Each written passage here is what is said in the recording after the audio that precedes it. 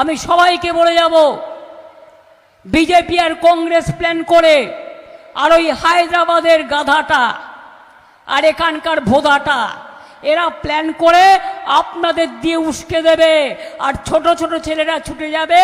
তারপরে সিবিআই কিন্তু গ্রেপ্তার করবে, এনআইএ গ্রেপ্তার করবে, পুলিশ গ্রেপ্তার করবে, আপনার আমও যাবে, আপনার ছালাও যাবে।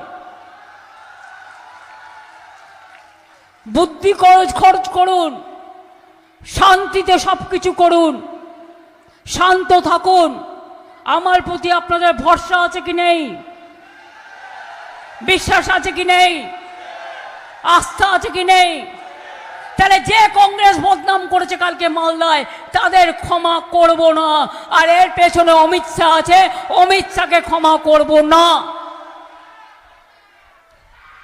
আজকে তো ইলেকশন কমিশনের হাতে ল অ্যান্ড অর্ডার, আমার হাতে তো নেই। সবাই চেঞ্জ হয়ে গেছে।